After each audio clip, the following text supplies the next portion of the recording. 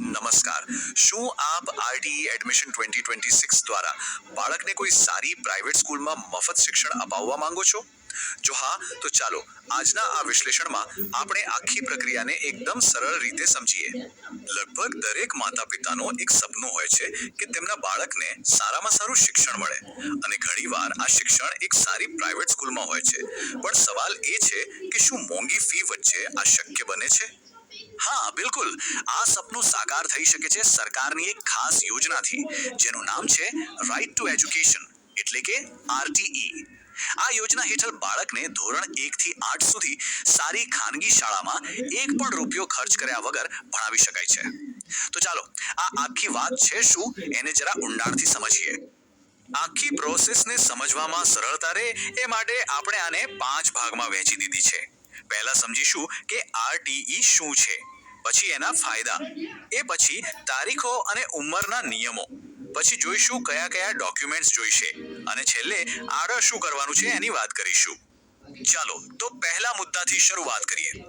RTE એ માત્ર એક સરકારી યોજના નથી, પણ હકીકતમાં દરેક બાળક માટે સારી ક્વોલિટીનું એજ્યુકેશન મેળવવાની એક સુવર્ણ તક છે. ચાલો જોઈએ કે આ યોજના પાછળનો મુખ્ય હેતુ શું છે. તો રાઇટ ટુ એજ્યુકેશન એટલે કે આરટીઈ એક સરકારી કાયદો છે. આ કાયદા મુજબ દેશની બધી પ્રાઇવેટ સ્કૂલોએ પોતાની કુલ સીટમાંથી 25% સીટ આર્થિક રીતે નબળા વર્ગના બાળકો માટે અનામત રાખવી પડે છે, અને આ સીટ પર ધોરણ 1 થી 8 સુધીનું ભણતર સંપૂર્ણપણે મફત હોય છે. સારું, તો આ યોજના હેઠળ એડમિશન મળે તો બાળકને ચોક્કસ શું ફાયદાઓ થાય? ચાલો હવે બીજા ભાગમાં એના મુખ્ય ફાયદાઓ પર એક નજર કરીએ. આ યોજનાના ફાયદા એકદમ સ્પષ્ટ છે. સૌથી મોટો ફાયદો એ કે શિક્ષણ એકદમ ફ્રી છે, કોઈ ટ્યુશન ફી નહીં. આ લાભ ધોરણ 1 થી શરૂ થઈને છેક ધોરણ 8 સુધી મળે છે. ઘરની નજીકની કે પછી પસંદગીની કોઈ પણ સારી પ્રાઇવેટ સ્કૂલમાં એડમિશન મળી શકે છે, પછી ભલે એ ગુજરાતી મીડિયમ હોય કે ઇંગ્લિશ મીડિયમ. હવે આપણે એક ખૂબ જ મહત્વના ભાગ પર આવી ગયા છીએ, તારીખો અને પાત્રતાના નિયમો. જુઓ, આમાં નાની સરખી ભૂલ પણ અરજી રદ કરાવી શકે છે, એટલે આ નિયમોને બહુ જ ધ્યાનથી સમજવા જરૂરી છે.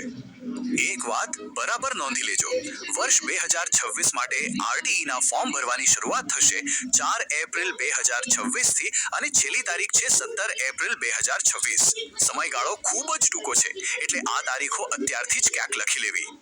તારીખો તો ઠીક, પણ એનાથી પણ વધારે અગત્યનો નિયમ છે ઉંમરનો. આમાં ભૂલ ના થવી જોઈએ. નિયમ બહુ સીધો છે. 1 જૂન 2026 ના દિવસે બાળકના 6 વર્ષ પૂરા થયેલા હોવા જ જોઈએ. એક દિવસ પણ ઓછો નહીં ચાલે, નહીંતર અરજી સીધી જ રદ થઈ જશે. એટલે આ તારીખ અને ઉંમર બરાબર ચેક કરી લેવી. ચાલો હવે આપણે સૌથી અગત્યના અને થોડા લાંબા વિભાગ પર આવીએ છીએ, એ છે જરૂરી ડોક્યુમેન્ટ્સ. સાચું કહું તો આ આખી પ્રક્રિયાનો સૌથી મહત્વનો ભાગ છે, કારણ કે જો એક પણ ડોક્યુમેન્ટ ખૂટશે ને તો ફોર્મ આગળ જ નહીં વધે. તો ચાલો આખું લિસ્ટ ધ્યાનથી જોઈએ. હવે આટલા બધા ડોક્યુમેન્ટ્સનું લિસ્ટ જોઈને ગભરાવાની જરૂર નથી. આપણે એને સરળ બનાવવા માટે 4 કેટેગરીમાં વહેંચી લીધા છે. પહેલી વિદ્યાર્થી માટેના ડોક્યુમેન્ટ્સ, બીજી માતા પિતા માટે, ત્રીજી બીજા જરૂરી પુરાવા, અને ચોથી કેટેગરી એવા ડોક્યુમેન્ટ્સની છે જે અમુક ખાસ કિસ્સામાં જોઈએ. તો પહેલી કેટેગરીમાં છે વિદ્યાર્થીના ડોક્યુમેન્ટ્સ. આમાં 3 વસ્તુઓ જોઈએ: બાળકનો જન્મનો દાખલો, એનું આધાર કાર્ડ અને એક પાસપોર્ટ સાઇઝનો ફોટો. આ 3 વસ્તુઓ ફરજિયાત છે. હવે બીજી કેટેગરી છે માતા પિતા માટે. આમાં માતા અને પિતા બંનેના આધાર કાર્ડ જોઈશે, અને એની સાથે બેમાંથી કોઈ પણ એકનું ચૂંટણી કાર્ડ એટલે કે વોટર આઈડી આપવાનું રહેશે.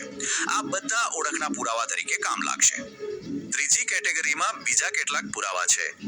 આમાં પરિવારનું રેશન કાર્ડ અને પિતાનો આવકનો દાખલો. આ બંને ફરજિયાત છે, અને આની સાથે બાળક, માતા કે પિતા ત્રણેયમાંથી કોઈ એકની બેંક પાસબુકની કોપી પણ જોડવી પડશે. અને છેલ્લે ચોથી કેટેગરી, આમાં એવા ડોક્યુમેન્ટ્સ છે જે બધાને લાગુ નથી પડતા. જેમ કે જો કોઈ કાસ્ટ કેટેગરીમાં આવતા હોય તો જાતિનો દાખલો, જો ઘરમાં એક જ દીકરી હોય તો સિંગલ ગર્લ ચાઇલ્ડનું સર્ટિફિકેટ, અથવા જો બાળક આંગણવાડીમાં ભણ્યું હોય તો ત્યાંથી મળેલું લિવિંગ સર્ટિફિકેટ. ઓકે, તો હવે આપણી પાસે બધી જ માહિતી આવી ગઈ છે, પણ હવે આગળ શું? ચાલો આપણા છેલ્લા વિભાગમાં એક સિમ્પલ એક્શન પ્લાન જોઈએ, જેથી આખી પ્રક્રિયા એકદમ સ્મૂથલી પૂરી થાય. તો હવે કરવાનું શું? ચાલો એકદમ સિમ્પલ એક્શન પ્લાન જોઈએ. પહેલું કામ, બાળકની ઉંમર ચેક કરી લો, નિયમ પ્રમાણે છે કે નહીં. બીજું, તરત જ કેલેન્ડરમાં પેલી તારીખો નોંધી લો, ભૂલાઈ ના જાય. અને ત્રીજું અને સૌથી મહત્વનું કામ, અત્યારથી જ બધા ઓરિજિનલ ડોક્યુમેન્ટ્સ ભેગા કરવાનું શરૂ કરી દો. તો જુઓ, આરટીઈ એડમિશન માટેનો આખો રસ્તો આપણે અહીં સમજી લીધો છે. હવે સમયસર યોગ્ય તૈયારી કરીને અરજી કરવાની છે. બાળકના સારા ભવિષ્ય માટે આ એક ખૂબ જ મોટું અને મહત્વનું પગલું છે. આશા છે કે આ માહિતી ખૂબ જ ઉપયોગી નીવડશે.